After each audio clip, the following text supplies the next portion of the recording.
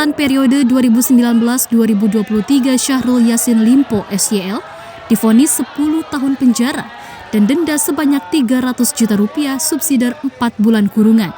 Usai terbukti melakukan korupsi di lingkungan Kementerian Pertanian dalam rentang waktu 2020 hingga 2023. Majelis Hakim juga menjatuhkan pidana tambahan berupa pembayaran uang pengganti bagi SYL sebesar $14,14 miliar, ditambah $30.000 Amerika Serikat, subsidiar 2 tahun penjara.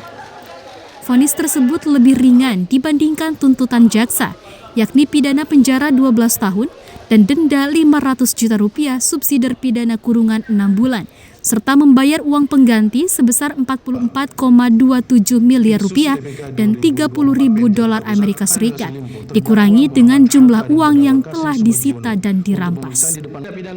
Usai sidang putusan di Pengadilan Tipikor Jakarta di PN Jakarta Pusat Kamis 11 Juli, SYL menghargai putusan hakim dan memandang vonis yang dijatuhkan padanya merupakan konsekuensi dari jabatan yang pernah diembannya.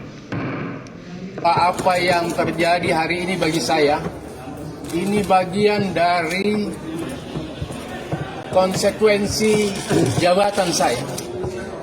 Ini adalah tanggung jawab kepemimpinan saya yang selama 3-4 tahun ini memimpin pertanian di dalam rangka memenuhi kebutuhan pangan nasional, di dalam rangka memenuhi ketersediaan pangan, di dalam rangka melaksanakan keterjangkauan pangan Indonesia dalam kondisi COVID.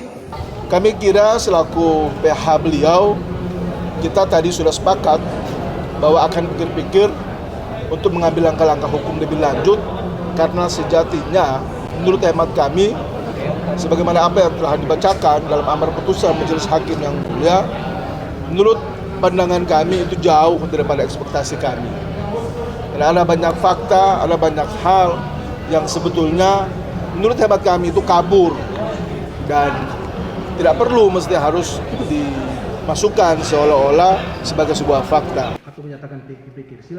Jaksa Penuntut Umum KPK Meyer Simanjuntak menerangkan, meski vonis hukuman lebih ringan dari tuntutan, namun SYL, Kasdi Subagiono, dan Muhammad Hatta telah terbukti melakukan pemerasan senilai Rp44 miliar.